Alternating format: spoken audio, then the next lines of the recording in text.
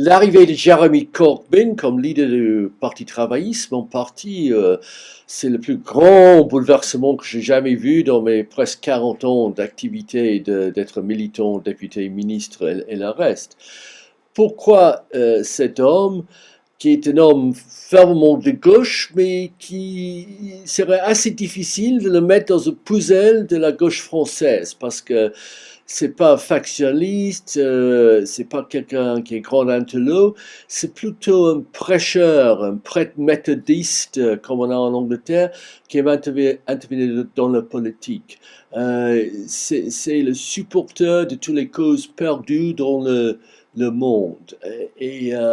Nous voilà après 20 ans de contrôle assez rigoureux de Tony Blair, de Gordon Brown, et leur fils adopté un peu Ed Miliband, les trois leaders, avec une idée assez centralisateur du parti.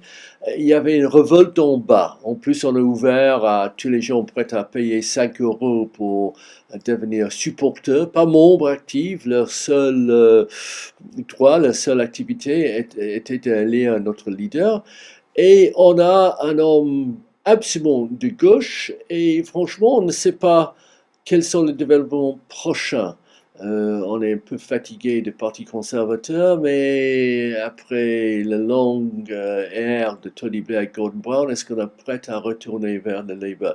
Mais quand même, ça a un reflet de cette soif on a la sensation partout dans l'Europe d'une politique nouvelle. Jérémy, 66 ans, ne porte jamais une cravate, aime bien les shorts et les sandales avec les chaussettes.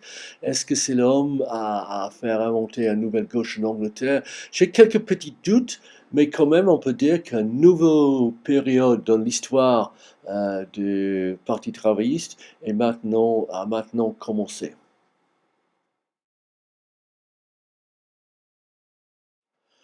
La- le plus grand défi jamais dans l'histoire de l'Angleterre, la politique anglaise pendant la paix, maintenant va commencer, c'est-à-dire le référendum sur la sortie de l'Union européenne. Jamais avant, on a organisé un plébiscite, un référendum sur l'idée de quitter une grande organisation internationale comme l'Union européenne.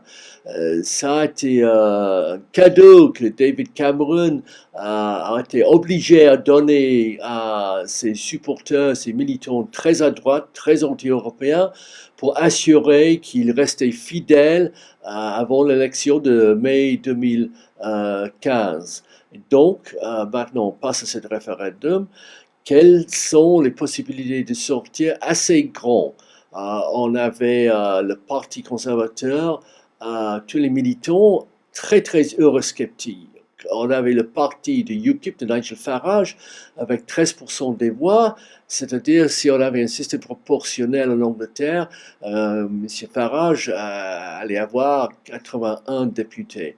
On a la presse de Rupert Murdoch de la droite qui faisait depuis 25 ans propagande tous les jours contre l'Union européenne. On avait le business qui n'était pas attiré par l'Europe. Il regarde le taux de croissance en Angleterre, deux fois supérieur à celle de la zone euro, regarde tous les problèmes en Grèce et il dit mais pourquoi on veut gaspiller du temps avec cette Union européenne? On peut rester dehors, un peu comme la Suisse ou la Norvège.